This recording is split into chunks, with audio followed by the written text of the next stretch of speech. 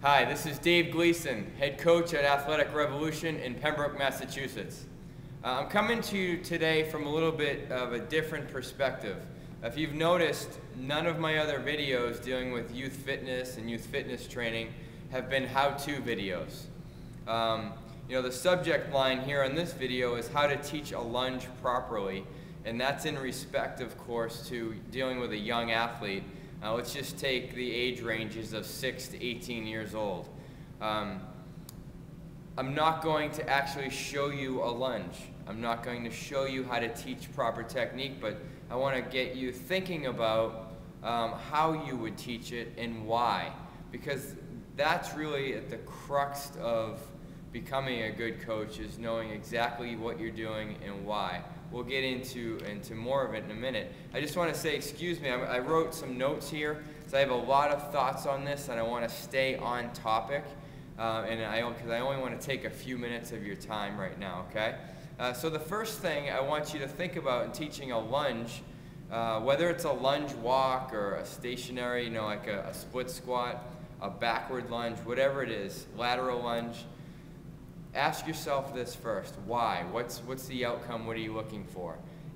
Is it for an active warm-up? Is it for body awareness with your younger kids? Is it for balance? Is it for muscle activation? What did I miss? Mobility, perhaps? We could add to this list, but I want you to think about what outcome are you trying to produce by giving your young athlete a lunge of some sort to begin with. There's no wrong answer there, perhaps. I just want you to be aware of it. Secondly, what are you asking for? And what is it supposed to look like? Far too often, we'll ask for a lunge walk. We call those monster walks for our younger kids. And if it doesn't look like the way that we imagine it in our head as coaches, we're so quick to say, no, it's all wrong. I want your head up. I want your chin up, I want your shoulders back, drop that back knee, we're looking for a vertical pillar, don't be on your toes, keep your front foot flat, all these different cues.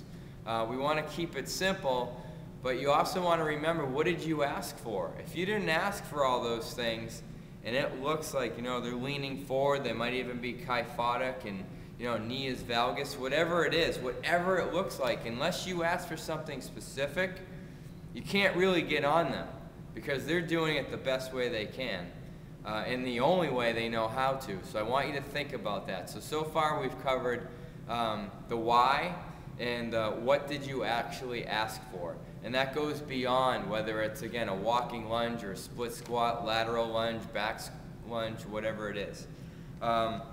Last thing, if it is all wrong, it's not what you asked for, I still want you to ask yourself why.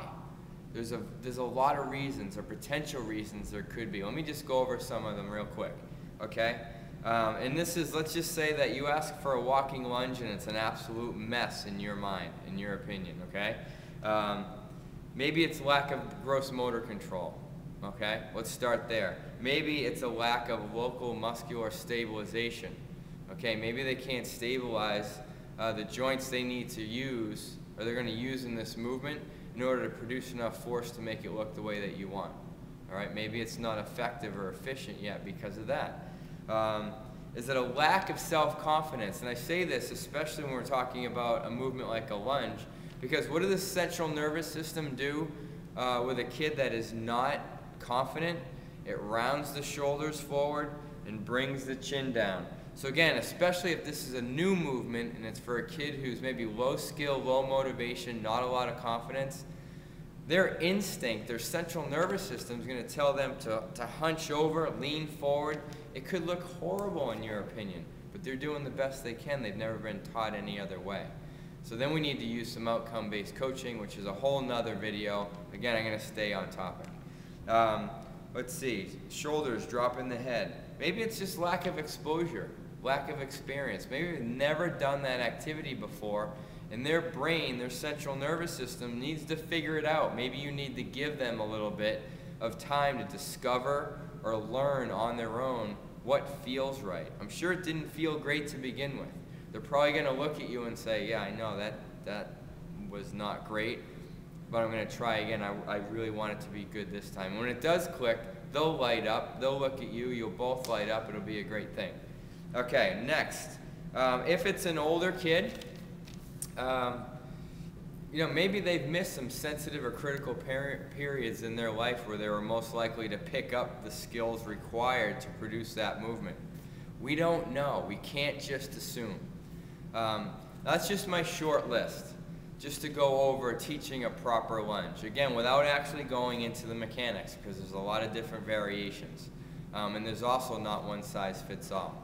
Now, how do I know all this? I learned most of this, if not all of it, from the IYCA. That's the International Youth Conditioning Association. They have a website, and the address is iyca.org. Go there and so you can figure out, you know, the whys of of having an athlete do a particular movement, how to ask for that movement in a way that will resonate with your young athletes so they will give you what you're looking for. And most importantly, how to figure out what might be wrong with the movement if they're not doing it the way that you envision. These are critical aspects to coaching young athletes effectively. So, iyca.org, go there today, learn more. You won't be sorry. It'll make you a better coach and a better trainer. Thanks so much for your time. I'll talk to you soon. This is Dave Gleason in Pembroke, Massachusetts. And again, I'm head coach here at Athletic Revolution. Have a great day.